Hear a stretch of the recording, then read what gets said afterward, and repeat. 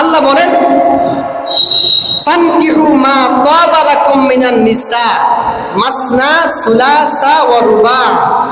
তোমরা যদি চাও তোমরা দুইটা বিবাহ করতে পারো, তিনটা করতে পারো, যদি সামর্থ্য থাকে চারটা করতে পারো। চারটার বেশি জায়েজ না। কিন্তু আগের যুগের বা আমাদের নবী বিবাহ করছেন 11টা, আমাদের যুগে 11টা জায়েজ না, সর্বোচ্চ কয়টা? চারটা। এই চারটা শরীয়তে জায়েজ রাখছে। এখানে আল্লাহ চারটার কথা বলছেন যে চাইলে চারটা করতে পারো। তবে ফাইন খিফতুম, যদি তোমরা দুই বউয়ের মাঝে পরস্পর যদি সমতা বজায় রাখতে না পারো তাহলে একটার বেশি সামনে আগায় হবে। কি বলছে আল্লাহ?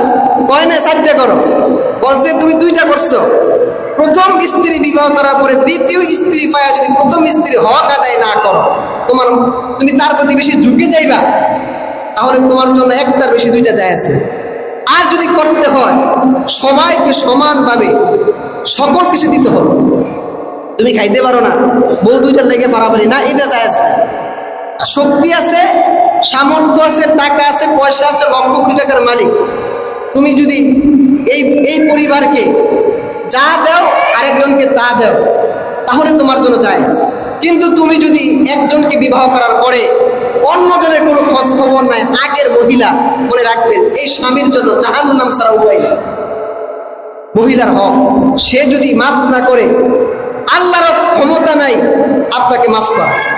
সে বলবে আল্লাহ সে আমাকে বিবাহ করার পরে দ্বিতীয় বলবে আমার হক আদায় করে না।